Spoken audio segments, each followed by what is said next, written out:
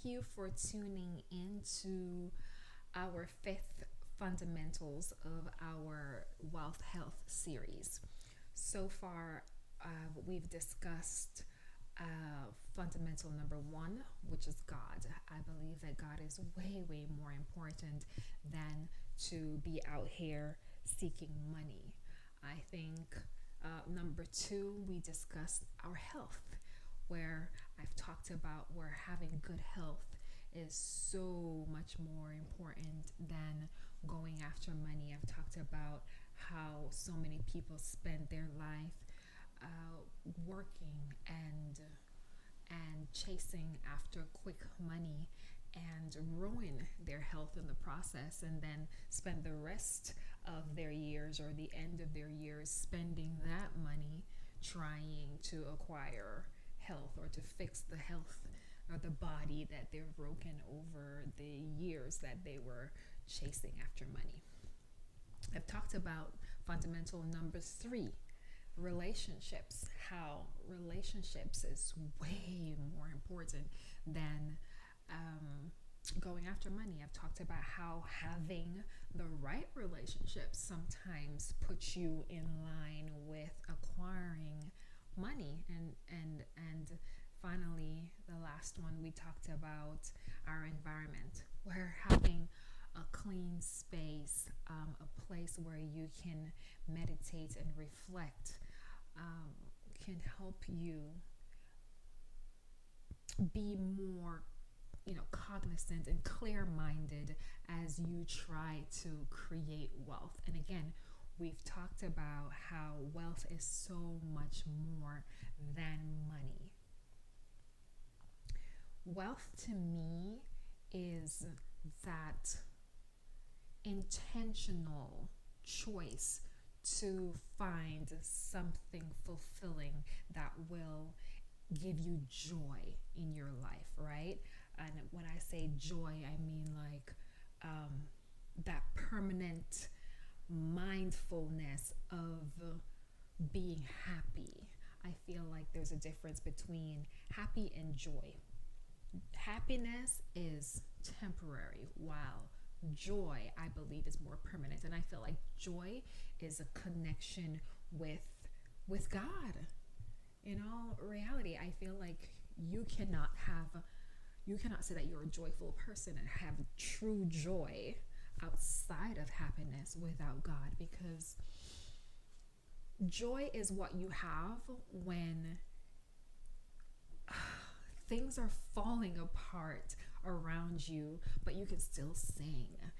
You can still take care of your family, you can still go to work, you can still focus, because it's that intentionality that I spoke about earlier. You are choosing to not let life beat you down, not let your circumstance beat you down, right?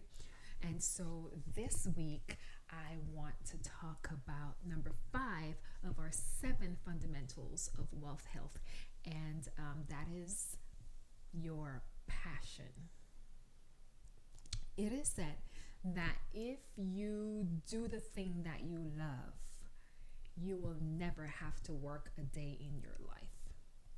Now, we have to work, right? Not everybody is going to be an entrepreneur. Some of us have to work. Some of us prefer to work. We like the security of having a 9 to 5. We get up every day and we go to work and we do our jobs to the best of our abilities, and we come home and we take care of our families.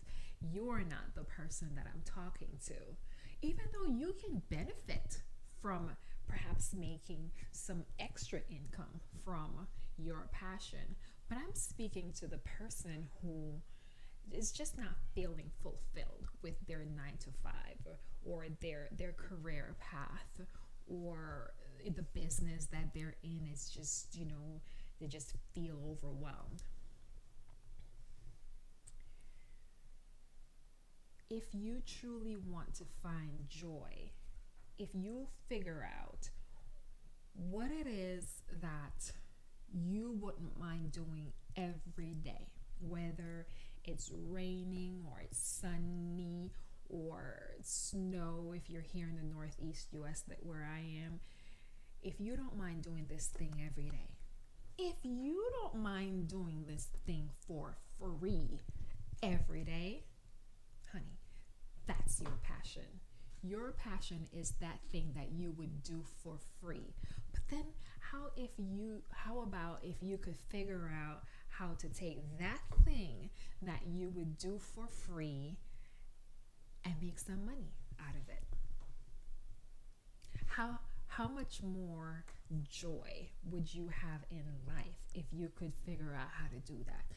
So take for example, you love gardening. Ugh, you love the smell of dirt. You love to just get your hands in the dirt if you're not afraid of worms like I am. I don't do worms. I'm getting over it though. You know, my growth mindset, I'm working on that and I'm becoming desensitized with the worm thing. But okay, so you don't mind worms, right? You love to just plant and water and watch the seeds just grow. That could be a way for you to make income gardening. Now, I know it's not that simple, but I'm using gardening as an example. So let's say, so in the beginning now you have to figure out what kind of gardening. There are nuances to it, but the point is if you find what your passion is, then the next step is to figure out how to make that into income. And are you just going to go cold turkey? I don't recommend cold turkey. That is, you don't quit your 9 to 5 just to become a gardener. Unless you have some money saved. No, that's different. If you have some good amount of money saved and you already have a plan because you've been thinking about this for quite some time, that's different. But I am not recommending that anyone just quit their job to go chase after their passion. Now, honey, we're going to be smart about this. But so then you have to figure out that, do you have enough money saved to become a full-time gardener, or are you just going to do it more on a part-time basis, or you're just going to do it more frequently as a hobby? Then you have to think about whether you want to do dirt gardening, or hydroponic is a new thing now. Do you want to do hydroponic gardening or a greenhouse gardening? The sky's the limit. You know, do you want to plant fruits, or do you want to plant vegetables, or do you want to plant flowers?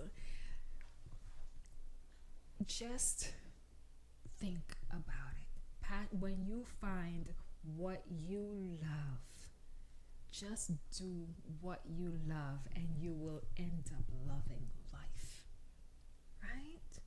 So if you are out here chasing after money and you're unfulfilled, tap into your passion or your passions.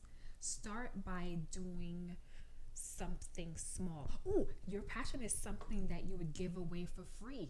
Give it away. So if you're a gardener and you like to plant tomatoes, give them away. That's a way for you to start building customers. Start by giving away. So give away your tomatoes to your neighbors, or your tulips. The spring is coming next. Tulips are coming up.